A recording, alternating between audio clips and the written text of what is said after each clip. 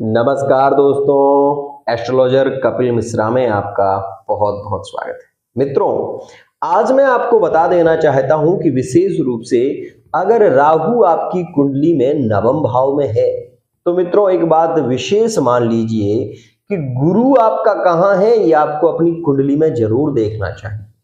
क्योंकि गुरु और राहु यदि दृष्टि संबंध में होते हैं तो यहां पर संतान पीड़ित होती है, संतान व्यसनी हो जाती है, विशेष रूप से बुरी संगत में पड़ जाती है। एक बात और मैं आपको बता दूं, अगर आपकी कुंडली में किसी भी राशि में राहु बैठा हुआ है, मेष वृष मिथुन कर्क सिंह कन्या तुला वृश्चिक धनु मकर कुंभ मीन, विशेष ध्यान दें अगर आपकी कुंडली में मेष राशि में राहु, विशेष रूप से अगर आपकी सिंह राशि होगी तो आप इस बात को समझेंगे।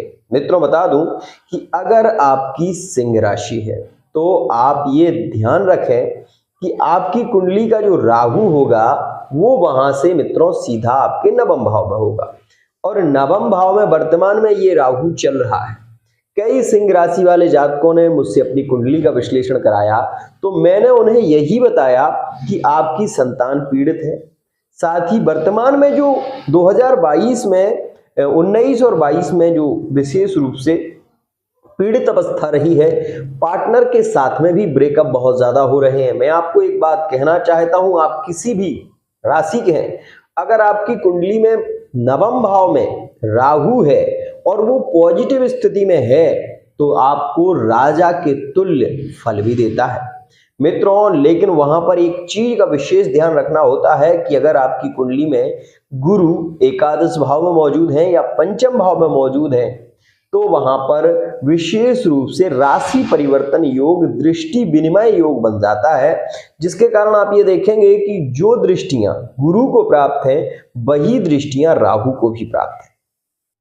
अब आप ये बात को समझिए कि जब गुरु राहु पर दृष्टि देगा तो राहु गुरु पर दृष्टि देगा, जिसके कारण गुरु चांडाल दोष बन जाएगा। मित्रों, गुरु चांडाल दोष जिन लोगों की कुंडली में बनता है वो विशेष मैं आपको बता दूं, वो पुत्र, ये विशेष रूप से पुत्र को पीड़ित करता है। तो यहां पर आपका पुत्र आपके खिलाफ गवाही दे सकता है, आप पर झूठा केस भी कर सकता है। और मैं यहां पर यह भी बता दूं कि उन लोगों को अपने पिता का प्रेम प्राप्त नहीं होता जिन लोगों की कुंडली में राहु नवम भाव में होता है और विशेष रूप से अगर उस पर गुरु की दृष्टि हो, और गुरु की दृष्टि होगी तो सामान्य सी बात है कि राहु की भी दृष्टि वहां पर होगी।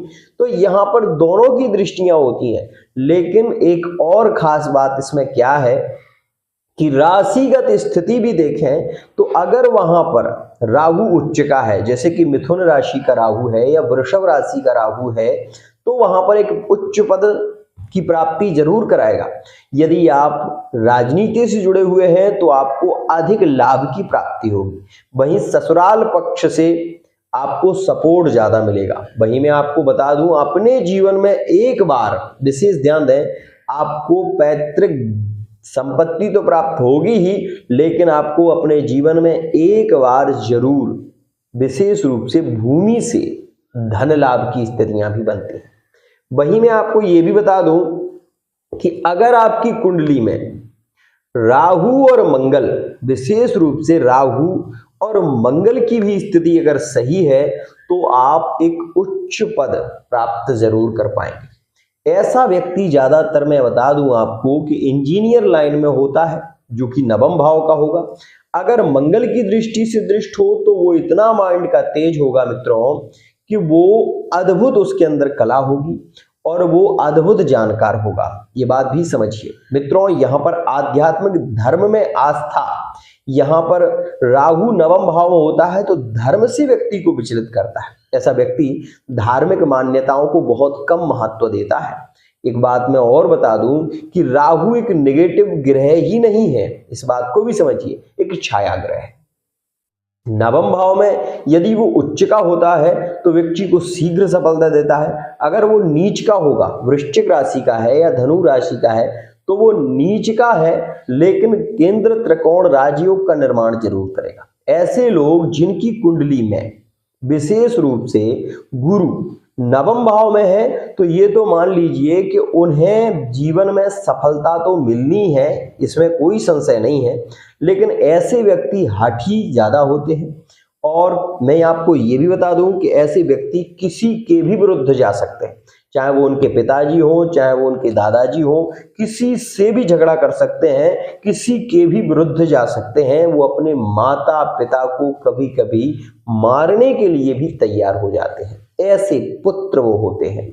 मित्रों, एक बात और, यहाँ पर दो स्थितियां देखना जरूरी होता है कि शनि की दृष्टि यदि राहु पर है तो वो पुत्र अपने पिता को भी मारने में हिचकिचाएगा नहीं।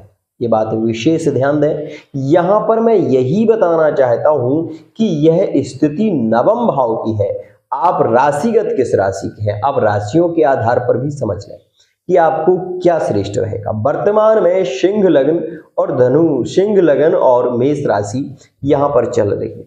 अभी आप अपने रिश्तों को देखें, जो भी सिंह लग्न के हैं और मेष राशि के हैं वो विशेष रूप से ये जाने, चाहे वो सिंह राशि और विशेष रूप से मेष राशि के हैं, आपस में पार्टनर हैं, लव रिलेशनशिप में हैं, तो वो ये जरूर देख रहे होंगे कि पार्टनर के साथ में बहुत अच्छे संबंध नहीं होंगे, एक दूसरे को समझना वो स्थिति नहीं रह पा रही होगी, एक दूसरे के विचारों को समर्थन करना ऐसा व्यक्ति नहीं कर पाता। और ऐसी भी स्थिति कहीं कहीं देखी जाती है कि पति और पत्नी अलग रहते हैं, ये भी स्थिति बनती है, तलाक के योग भी बन जाते हैं मित्रों, क्योंकि वर्तमान में सिंह राशि और मेष राशि में बहुत हद तक दूरियां आ गई हैं। चाहे वो थर्ड पार्टी से जुड़े हो तब भी दूर है, चाहे वो विशेष रूप से मैरिड लाइफ में हो तब भी उनके अंदर मनमुटाव की स्थिति बनी हुई है और वो दूर है। एक तरीके से यहां पर ये स्थिति जरूर देखने को मिलेगी। वहीं मैं आपको ये बता दूं कि यदि आपकी मेष राशि है, यदि आपकी विशेष रूप से मेष राशि और मकर राशि में, ध्यान दें, मेष राशि और मकर राशि में राहु का उतना अच्छा फल नहीं मिलता, लेकिन कुंभ राशि में सबसे अच्छा फल देता है राहु, कुंभ राशि में बहुत अच्छा फल देता है। और मित्रों, विशेष रूप से मिथुन राशि में, और यहां पर बहुत हद तक मैं आपको ये बता दूं कि वृषभ राशि में भी राहु बहुत श्रेष्ठ फल देने की कोशिश करता है। लेकिन यहां पर मैं आपको ये भी बता दूं कि वृषभ राशि में राहु वाणी को बिगाड़ देता है, विशेष रूप से वाणी पर अनियंत्रित कर देता है, जिसके कारण कलह बढ़ता है, पार्टनर के साथ में छोटी छोटी बातों को लेकर नोकझोंक ज्यादा होने लगती है। यहां पर मैं यही बताने चाहता हूं आपको कि अगर आपकी कुंडली में नवम भाव में राहु है, साथ ही पंचम भाव पर अगर शनि की दृष्टि है, तो आप ये मान लीजिए कि आप संतान को लेकर बहुत ज्यादा परेशान होंगे, अपने करियर को लेकर बहुत ज्यादा परेशान होंगे, पीड़ित होंगे। अगर आपके कुंडली में शनि की दृष्टि या शनि की अंतर्दशा में शनि सप्तम भाव के मालिक है, समझना, शनि सप्तम भाव के मालिक हैं और आपकी राशि पर दृष्टि दे रहे हैं, मेष राशि पर, वर्तमान में ये स्थिति देखी जा रही है सिंह राशि के साथ मित्रों, क्योंकि मैं जो बता रहा हूं वो आपको देखने में भी आ रहा है ना, तो इस बात को समझिए। क्योंकि जो यहाँ पर क्या है, कुंभ राशि में अभी वर्तमान में शनि है, शनि की जो तृतीय दृष्टि है वो मेष राशि पर है। अब मेष राशि और सिंह लग्न की अगर किसी की कुंडली है और मेष राशि है, तो वर्तमान में वो बहुत ज्यादा पीड़ित होगा, अपने पार्टनर को भी लेकर पीड़ित होगा, संतान को लेकर भी, माता पिता का उसको सुख प्राप्त नहीं हो पा रहा होगा, और वो हम ये कहते हैं कि मेंटली बहुत ज्यादा परेशान होगा।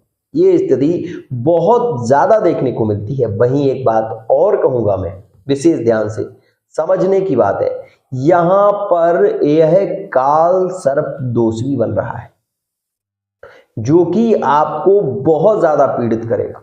जो सिंह राशि के और मेष राशि के हैं, उनके लिए मैं यहां पर जरूर कहना चाहूंगा कि आने वाला आपको जो समय है उसमें आपको सदकर चलना चाहिए। यदि आप लग्न आपकी सिंह है और राशि आपकी मेष है, तो 100% आपका और आपके पार्टनर का बहुत अच्छा नहीं रहेगा। साथ ही कैरियर को लेकर, बिजनेस को लेकर बहुत ज्यादा प्रॉब्लम है आपको देखने को मिलेगी। लव रिलेशनशिप में समस्याएं आपके रहेगी। यह काल सर्प दोष बन रहा है। जितना शीघ्रता से शीघ्रता हो सके आप महामृत्युंजय जो मंत्र होता है और महारुद्राभिषेक जरूर करा लें एक, क्योंकि रुद्राभिषेक कराने से काल सर्प दोष शांत हो जाता है। तो अभी 18 फरवरी में यह योग है जो कि बहुत ही ज्यादा महत्वपूर्ण है। अगर आप अपने दाम्पत्य जीवन को सुखी बनाना चाहते हैं, समृद्धशाली बनाना चाहते हैं, तो मैं आपसे यही कहना चाहूंगा कि महाशिवरात्रि यह एक ऐसी शिवरात्रि है कि जिसमें अगर आप किसी भी कामना को लेकर, मेरे यहां पर आप विशेष रूप से देखें, मैं आपको बताना चाहूंगा कि किसी भी कामना को लेकर अगर भगवान भोलेनाथ की उपासना करते हैं तो एक श्रेष्ठ फल आपको जरूर प्राप्त होगा। यह मेरा वादा है। आज के लिए इतना ही। जय जय श्री।